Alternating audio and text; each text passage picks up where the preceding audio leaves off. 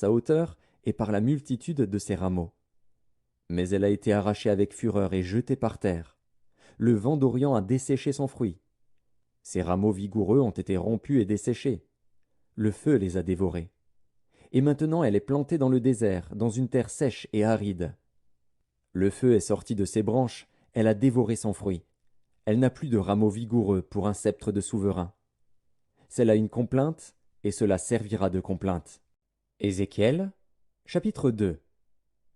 Il me dit, Fils de l'homme, tiens-toi sur tes pieds, et je te parlerai. Dès qu'il m'eut adressé ces mots, l'Esprit entra en moi et me fit tenir sur mes pieds. Et j'entendis celui qui me parlait. Il me dit, Fils de l'homme, je t'envoie vers les enfants d'Israël, vers ces peuples rebelles qui se sont révoltés contre moi. Eux et leurs pères ont péché contre moi, jusqu'au jour même où nous sommes. Ce sont des enfants à la face impudente et au cœur endurci. Je t'envoie vers eux, et tu leur diras, Ainsi parle le Seigneur, l'Éternel. Qu'ils écoutent ou qu'ils n'écoutent pas, car c'est une famille de rebelles, ils sauront qu'un prophète est au milieu d'eux.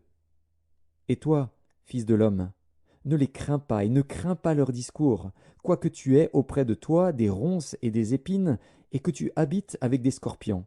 Ne crains pas leur discours et ne t'effraie pas de leur visage, quoiqu'ils soient une famille de rebelles. Tu leur diras mes paroles, qu'ils écoutent ou qu'ils n'écoutent pas, car ce sont des rebelles. Et toi, fils de l'homme, écoute ce que je vais te dire. Ne sois pas rebelle, comme cette famille de rebelles. Ouvre ta bouche, et mange ce que je te donnerai. Je regardai, et voici, une main était étendue vers moi, et elle tenait un livre en rouleau.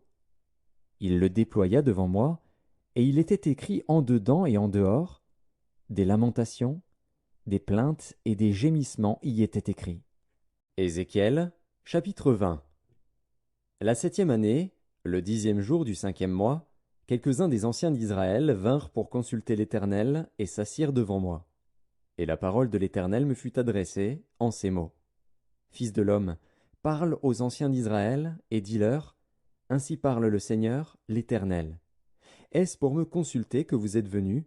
Je suis vivant, je ne me laisserai pas consulter par vous, dit le Seigneur, l'Éternel. Veux-tu les juger?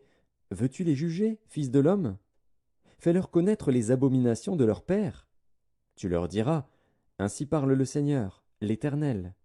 Le jour où j'ai choisi Israël, j'ai levé ma main vers la postérité de la maison de Jacob, et je me suis fait connaître à eux dans le pays d'Égypte. J'ai levé ma main vers eux, en disant, Je suis l'Éternel, votre Dieu. En ce jour-là, j'ai levé ma main vers eux, pour les faire passer du pays d'Égypte dans un pays que j'avais cherché pour eux, pays où coule le